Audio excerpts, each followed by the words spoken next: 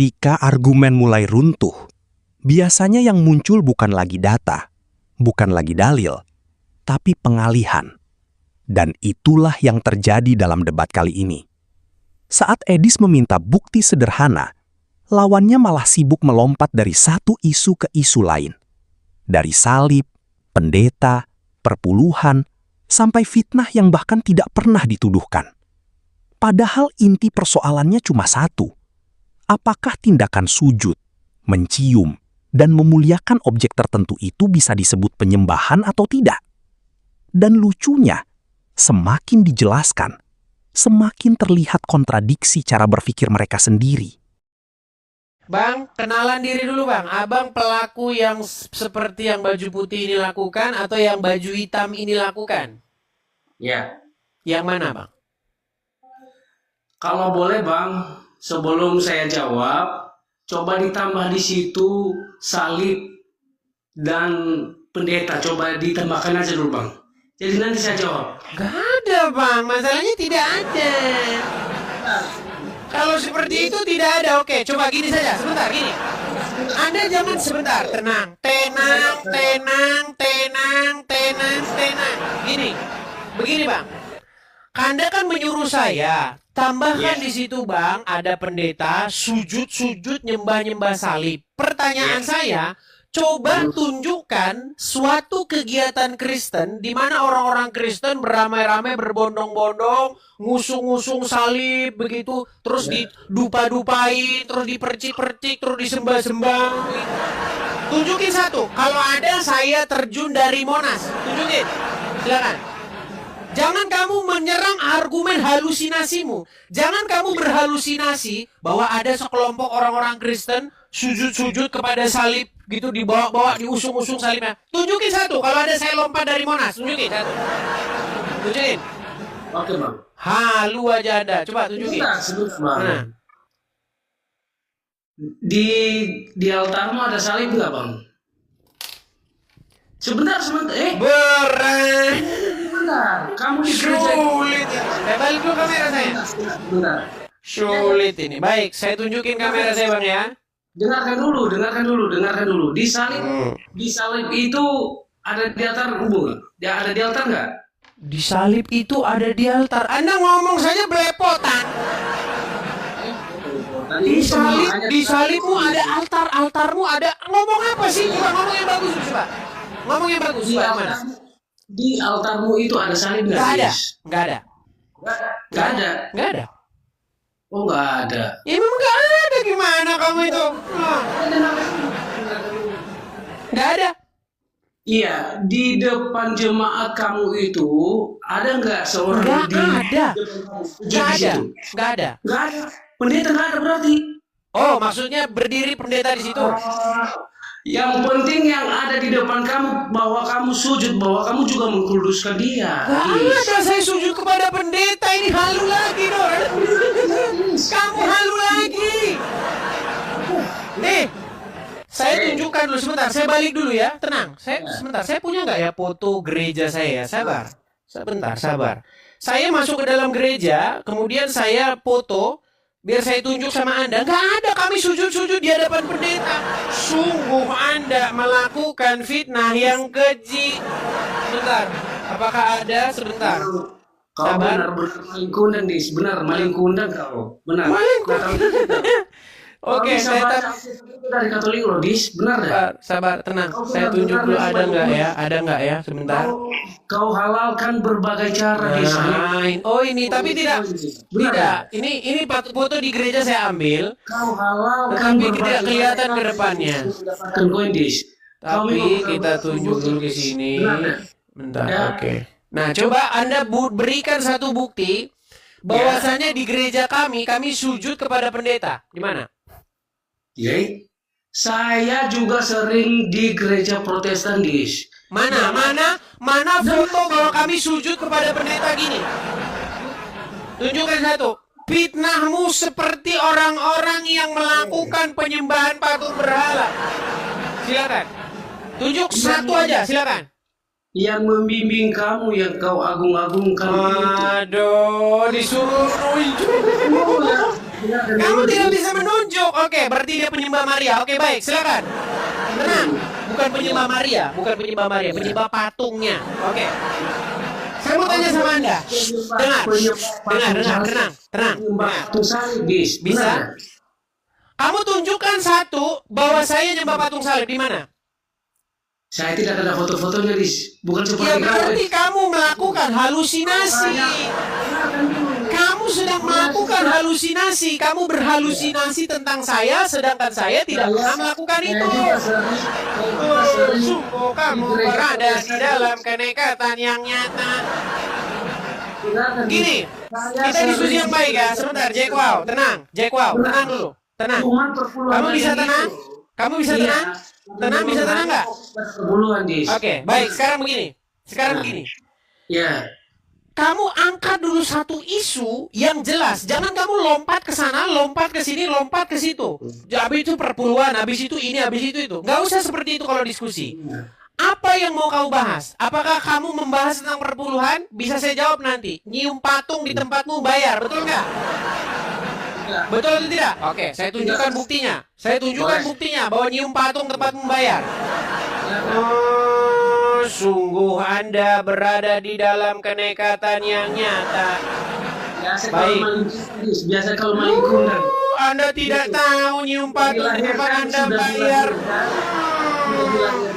Baik. Tunjukkan dulu di mana di tempat Anda kalau nyium patung itu adalah bayar. Sabar. Tenang. Iya, saya tunjukkan. Sabar. Masalahnya, iya, tenang, saya tunjukkan. Baik, nyium patung bayar ya. Saya Dulu saya tunjukkan di sini. benar-benar memang kagum sama Dis, tapi sekarang memang saya tahu sifat kau, Dis. Benar dan serius. Tuhan Yesus juga banyak orang yang kagum tadinya dengan Tuhan Yesus. Setelah itu malah mereka menyalibkan Tuhan Yesus. Jangan salah Anda. Dengarkan, Dis. Itu sama seperti Anda.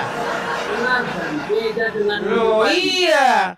dengarkan, menyembah. Banyak ketika Tuhan Yesus ketika Tuhan Yesus datang ke Yerusalem, sebentar. Ketika Tuhan Yesus datang ke Yerusalem, orang-orang mengeluh-elukan dia. Setelah itu orang yang mengeluh-elukan dia berteriak salibkan dia. Itulah kaulah itu. Dengarkan, Dis. Makanya bedakan itu menyembah dengan menghormati, Dis. Baik. Jangan sama lingkungan kau. Kau dilahirkan di dunia. Saya akan tunjukkan kepada Anda bahwa cium patung bayar ya. Oh, Anda tidak tahu cium patung bayar.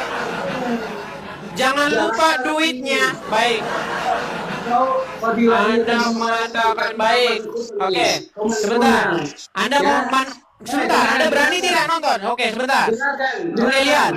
Jangan. Lihat di sini. Lihat di sini.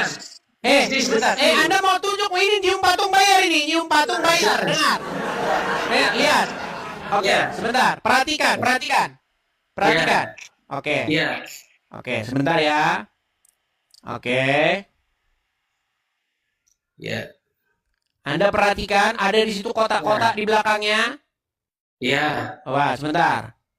Tuh, lihat tangan kanannya itu masukkan duit. Oke, kita kasih gambar yang lebih jelas. Sebentar, kita kasih gambar. Tenang. Sebentar. Sebentar ini duit ini. Sebentar ini kotak duitnya. Duit. Oke. Betul. Bisnis cium patung. Duit. Duit lagi. Ayo, cium lagi, cium. Duit. Bayar. Bayar. Ayo, duit cium lagi. Bayar. Bayar lagi. Ayo, cium lagi. Bayar. Bayar. Cium bayar. Ayo, cium bayar. Oke. Bayar lo. Lu mau cium bayar lo. Bayar. Bayar. Bisa jelasin, Dis? Cium patung bayar. Oke. Berapa bayar cium patung? Berapa? Sebentar, boleh saya jelaskan, Dis? Kau jawab dulu. Berapa bayar cium patung? Ayo, bayar berapa? 5 juta, Dis. 5 juta. Sungguh Anda berada di dalam kenekatan yang nyata. Boleh saya jelaskan, Dis? Silakan, kau jelaskan. Ya, coba dengarkan, Dis ya. Kami itu sebagai orang Katolik pada saat menyelesaikan daripada puasa, maka Yang saya tanya bukan puasa, yang saya tanya kenapa cium patung bayar? Jawab. Sebentar, Jawab. Dis. Jadi kami semua daripada contoh ya, Kalau seandainya kami makan 3 teko dalam setiap hari, maka Lari kami makan 3 teko. Bukan itu. Kenapa kalau cium patung bayar? Iya, dengarkan. Jadi kami sisihkanlah itu ya yang tidak kami pakai itu dalam setiap hari. Aturan contoh ya, aturan. Kenapa 3 kalau cium patung bayar? Jawab itu coba. Silakan jawab. Dengarkan. Sebentar, kalau kamu memang benar-benar orang pintar, coba dengarkan dulu. Dengarkan dulu orang ngomong ini, Dis. Pertanyaan Dengarkan, saya ya. apa? Pertanyaan saya apa? Ya. Apa pertanyaan Oke. saya? Jadi kami laksanakan itu untuk mengumpulkan dana tersebut untuk Iya, kenapa cium patung bayar? Dengarkan. Kenapa cium Untuk- patung bayar? Untuk yatim piatu, untuk Saya nggak mengakhiri- tanya untuk apa uang itu, Pia. Saya tidak tanya untuk apa uang itu. Saya tidak tanya itu. Yang saya tanyakan, kenapa mencium patung membayar? Memang pada saat itulah kami kumpulkan dana untuk Ya, yatim. kenapa mencium patung dulu? Kenapa mencium patung dulu? Menghargai. Oke, tunjukkan kepada saya. Oke, pertanyaan saya. Tunjukkan Ya. kepada saya bahwa cara menghargai Tuhan Yesus adalah dengan membuat patung yang nggak tahu siapa, lalu dengan dicium-ciumin. Tunjukkan satu dasarnya dalam Alkitab. Bahwa itulah cara menghargai Tuhan Yesus. Mana? Tunjukkan juga sama saya di satu ayat bahwa Katolik menyembah Maria. Coba tunjukkan ayat. Baik. Saya tampilkan kepada saya. Saya tampilkan. Memang berat mereka ini ya. Benar dia saudara-saudara. Baik, saya tampilkan dulu. Baik, tenang. Sungguh Anda berada di dalam kenekatan yang nyata. Oke. Mana menghormati. Baik, saya tanya dulu sama Anda. Baik. Oke. Tolong Ya. Anda jelaskan dulu kepada saya. Yang digambar ini menyembah patung ini enggak? Belum tentu, Dis. Oke. Tunjukkan sama saya orang nyembah patung. Gimana caranya orang nyembah patung? Coba. Cara menyembah patung. Posisi badan. Coba. Posisikan badanmu dalam posisi nyembah patung. Gimana? Coba. Gimana posisi orang nyembah patung? Coba. Kalau posisi menyembah patung itu, makanya coba dengarkan dulu definisi itu menyembah. Menyembah itu. Saya pengen coba bikin dulu badanmu. Dengar. Bikin badanmu dalam posisi menyembah. Coba. Jangan berpatokan pada posisi badan, Dis, karena memang nanti otak kita korslet di situ, Dis. Ya, Dengarkan kau tidur di sana mandi lumpur, kau di sana mandi lumpur. Bilang saja bahwa kamu tidak mungkin mengatakan orang nyembah patung karena kau nyembah patung. Gimana? Memang sulit mereka ini. Saya bukakan firman Tuhan kepada Anda, ya. Kita buka. Teman-teman sekalian, kenapa dia tidak mau menunjukkan posisi badannya dalam posisi menyembah patung? Karena itu akan kena kepada dirinya. Ya. Bu, saya dulu senang dengan channelmu. Dulu senang. Sekarang karena kamu bilang begini saya nggak senang. Memangnya saya mau menyenang-nyenangkan kamu? Tidak. Saya katakan kepada kalian semua, yang ngomong dulu saya senang sekarang, saya bukan mau nyenangin perutmu. Oh, ada-ada saja kamu. Apakah kau pikir channel saya ini untuk menyenangkan perutmu? Channel saya ini untuk menyenangkan hati Tuhan, bukan menyenangkan perutmu. Baik, saya akan bukakan satu ayat ya. Anda salah menyangka selama ini dengan saya. Apakah kalian pikir saya mau menyenangkan perut kalian? 1 Raja-Raja 19 ayat yang ke-18. Saya tampilkan 1 Raja-Raja 19 ayat 18. Perhatikan ya. Saya matikan dulu ini saya. Lihat. Kelihatan? Maka siapa yang terluput dari sana? Oke, kita bacakan ayat 18-nya. Tetapi aku akan meninggalkan 7.000 orang di Israel, yakni semua orang yang tidak menyembah, yang tidak sujud menyembah Baal, dan yang mulutnya tidak mencium dia. Itu lihat. Makanya coba saya tanyakan kepada kamu, apa yang dimaksud Tuhan tentang orang-orang yang menyembah Baal? Gimana caranya? Posisi badannya gimana? Oh, nekat saja Anda. Ingat, saya mendirikan channel ini bukan untuk menyenangkan siapapun supaya kamu senang. Tidak, saya mendirikan channel ini untuk menyenangkan hati Tuhan. Bukan untuk menyenangkan kamu. Enak saja. Lu siapa? Saya bukan pelayanmu. Saya bukan orang yang membuat channel ini untuk menyenangkan kamu. Bukan. Ada-ada saja. Karena ada seperti itu teman-teman. Ada orang, dia suka kasih-kasih gitu, duitnya banyak. Ya tapi dia pelaku ini dia.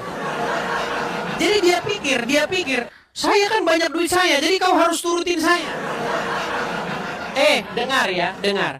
Apa kata Elia, apa kata Elisa terhadap orang-orang seperti itu? Enyahlah kau, terkutuklah engkau bersama dengan uang. Bukan kata Elia, kata rasul-rasul. Itu kepada siapa itu, Safira atau siapa begitu. Ya. Jadi teman-teman sekalian, jangan mentang-mentang Anda banyak duitmu lalu Anda mau coba atur-atur. No. Nggak bisa. Justru saya ingin menyadarkan kalian. Kalau kau masih menjadi penyembah patung-patung, bertobat. Bukan itu yang Tuhan inginkan. Ya. Ayo silakan. Kita kasih naik, ada Gabriel. Silakan Gabriel.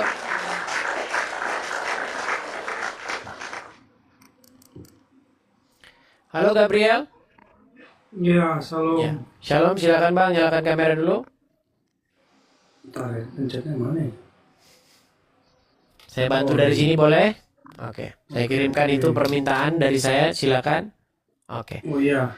Bang Gabriel, kenalan dulu Bang, Abang. Yang mana, Ya. yang pakai baju putih ini atau yang pakai baju hitam? Saya gereja Satu Kudus Katolik Apostolik. Iya, berarti yang pakai baju hitam ini? Ya, Oke, benar tidak ini yang baju hitam ini, gambaran dari baju hitam ini? Melakukan hal seperti ini, sujud menyembah kepada patung Maria? berarti sujud itu menyembah ya. Oke, baik. Ini makanya seperti ini yang perlu kita sadarkan teman-teman yang baik. Begini Bang, Anda tahu bahasa adopsi nggak? Kosakata adopsi. Tahu belajar itu? Enggak, berarti kalau kita sujud Bang, menyembah. tenang dulu bang.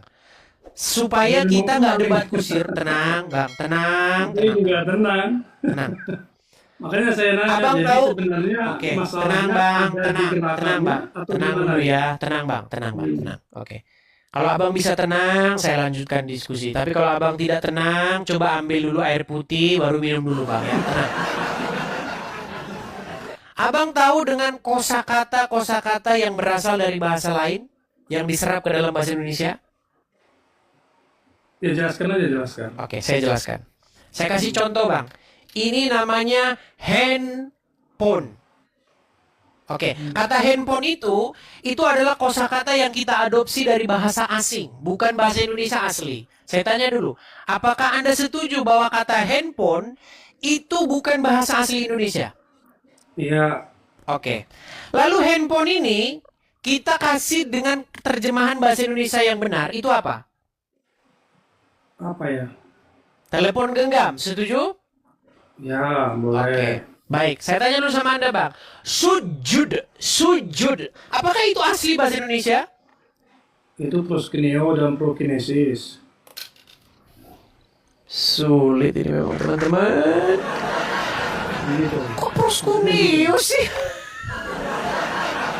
Begini loh, yang saya tanya, sujud itu bahasa asli Indonesia atau bukan?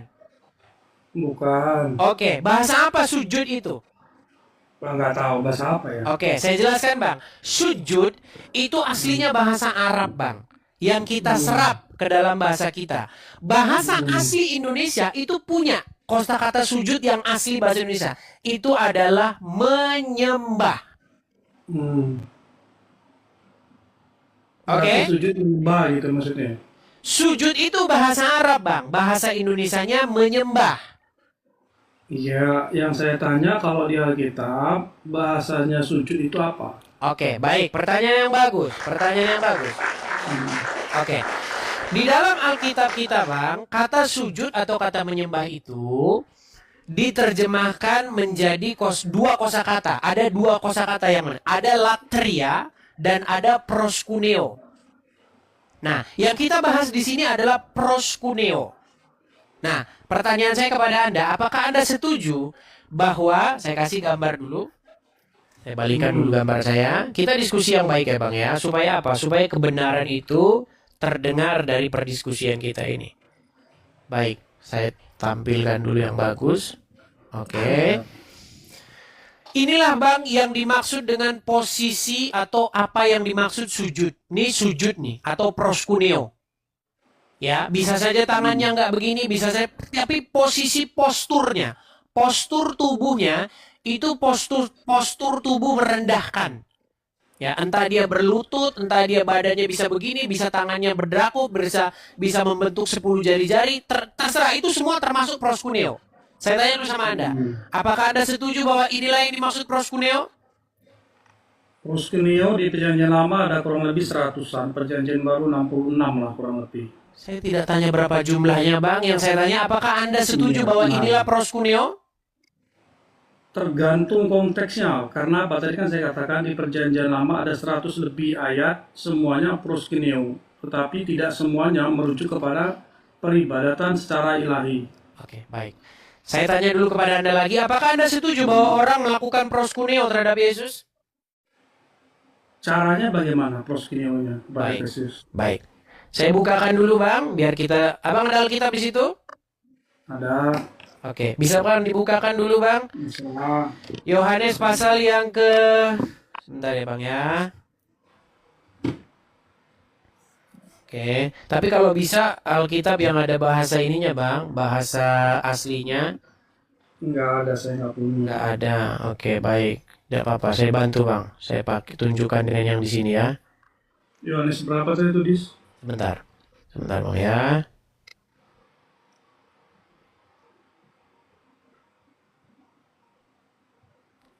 Oke. Sabar ya Bang ya. Oh, ya lama juga aku tunggu di tenang aja. Saya buru-buru. Oke. Coba dibukakan Yohanes 9 ayat 38 Bang.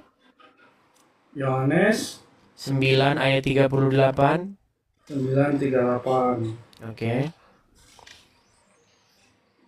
Sambil saya tunjukkan gambarnya nanti di sini ya Bang ya.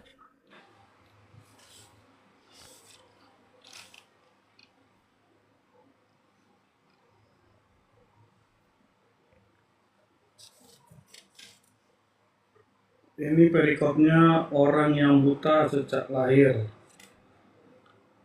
Katanya, aku percaya Tuhan, ia pun sujud menyembahnya. Lalu kata Yesus, aku datang ke dalam dunia. Oke. Oh, cuma 38 doang ya? Oke, ini saya punya gambar Bang. Oke. Yohanes 9 ayat 38 kelihatan? Ya. Oke. Ini adalah sebuah lukisan atau imajiner saja ya. Bahwa aku percaya Tuhan, lalu ia sujud menyembahnya. Saya mau tanya dulu sama Anda, kira-kira kayak begini nggak posisinya itu? Posisi apa tuh? Posisi orang yang melakukan, kita kan baca Alkitab kan tulisan Bang, bukan video, betul? Nah, tetapi bukan karena hanya tulisan, lalu kita tidak bisa membayangkan bagaimana posisi badan orang tersebut terhadap Tuhan Yesus. Setuju? Iya. Oke. Saya mau tanya dulu sama Abang. Lalu dia berkata, aku percaya Tuhan, lalu ia sujud menyembahnya. Kata sujud menyembah ini sebenarnya satu kosakata ini Bang. Kalau dalam terjemahan lain, kalau menyembah Yesus harus sujud begitu. Bang, bukan kita, Bang. Kita itu sedang membahas peristiwa yang terjadi di Yohanes 9 ayat 38. Ya, Oke, di dalam Yohanes 9 ayat 38 ada peristiwa bahwa ia berkata, "Aku percaya Tuhan," lalu ia menyembahnya. Saya mau tanya sama Anda. Kita kan tidak lihat video, tapi kita lihat tulisan. Posisinya kira-kira seperti ini tidak? Atau salah ini posisi ini? nggak tahu juga ya, karena kan di ayat itu nggak ada gambarnya. Berarti kita tidak bisa membayangkan. Bisa juga dia sujud sampai ke tanah, bisa juga dia posisinya seperti itu, bisa juga tidak. Oke, berarti kita bayangkan saja seperti ini, betul? Perkiraan kurang lebih. Perkiraan, Bisa baik, tepat, terima bisa tepat, kasih. bisa tidak, ya. Terima kasih, perkiraan. Baik, terima kasih. Baik. Jadi inilah yang dimaksud dengan proskuneo. Setuju Anda? Proskuneo sikap seperti itu. Oke, setuju? Sikap sujud, iya. Oke, baik, terima Sikap, kasih kalau bicara seperti itu. sikap, Jadi ya. diskusi kita jadi gampang, Bang, kalau seperti itu. Baik. Ya. Baik, inilah yang dimaksud dengan proskuneo. Saya screenshot dulu, saya tangkap dulu layarnya. Jadi itu Oke. sikap ya, bicara Baik. tentang sikap ya. Baik, sikap proskuneo. Sekarang, Bang, saya tampilkan gambar yang lain, Bang. Saya tampilkan gambar yang lain, tolong Anda simak dengan baik. Kira-kira sama nggak dengan ini tuh? Kurang lebih. Sama. Oke, berarti ini, Sikapnya oke. sama. Tenang dulu, Bang. Oke. Sikapnya sama. Oke, berarti dia melakukan proskuneo kepada patung ini, setuju? Kalau kita bicara sembah berhala, kisah di perjanjian lama harus ada kurban. Karena dewa-dewa itu persembahan bukan tentang sikap. Oke, Misalnya berarti dewa Baal, berarti dewa oke, Baal. baik. Kalau seperti itu artinya menurut Anda ini juga tidak melakukan proskuneo karena tidak ada di sini persembahan. Sebentar, saya tampilkan mana Tidak, tadi gambar. karena persembahan berhala itu juga pada Oke. zaman dulu harus ada korban. Oke, baik. Di sini dia membakar korban tidak? Tidak. Oke, berarti dia tidak melakukan proskuneo ini? Gerakannya proskuneo, tetapi tidak secara ilahi. Ya, berarti dia tidak melakukan proskuneo. Gerakannya iya. Gerakan, saya bicara Sebentar, sikap. kan nggak ada kurbannya. Tadi menurut Anda harus ada kurbannya, betul? Kalau ada korban bisa dibilang menyembah, tanpa korban tidak ada persembahan. Oke, di sini diterjemahkan proskuneo, diterjemahkan menyembah nggak? Itu bicara sikap, sikap yang menyembah. Menyembah itu sikap, kata di situ. Oke, berarti Ada terjemahannya berbicara salah. tentang sikap. Ya, terjemahannya salah berarti. Oh tidak, karena itu menyembah di situ pemahamannya untuk sikap. Kamu paham Ya, nggak sikap? yang inilah yang saya tanyakan, Bang. Bukan karena tidak ada di sini satu korban bakaran, bukan karena tidak ada di sini buah-buahan sesaji, tidak berarti tidak boleh diterjemahkan sebagai menyembah, betul? Iya, sikapnya Oke. sikapnya seperti itu. Sikapnya, digambarkan. baik, baik. Kita tampilkan sekarang yang ini. Sikap di sini berarti sikap menyembah, betul? Sikapnya sikap proskuneo, tetapi tidak Oke. beribadah secara ilahi karena syaratnya itu tadi ada. Oke, baik, baik, baik. Pertanyaan saya, sikap seperti ini, perbuatan proskuneo seperti ini, dilarang tidak di dalam Alkitab dilakukan kepada patung-patung yang menyerupai apapun? Kalau dilarang seharusnya tidak ya. Tidak dilarang. Ada Tidak Alkitab Anda dilarang. di situ? Yang dia larang itu menyembah. Astaga, botolnya setengah mati yang mereka ini, teman-teman. Nah iya, jadi kamu harus bisa Susah. bedain. Misalnya gini. Ya, ya. Bang, tidur aja di bawah sana, Bang. Di bawah sana tidur, Bang. Heran saya, botolnya setengah mati. Oh, heran. Parah mereka ini, parah. Aduh, susah. Kapan sembuh Anda ini? Sembuh. Oh, berat.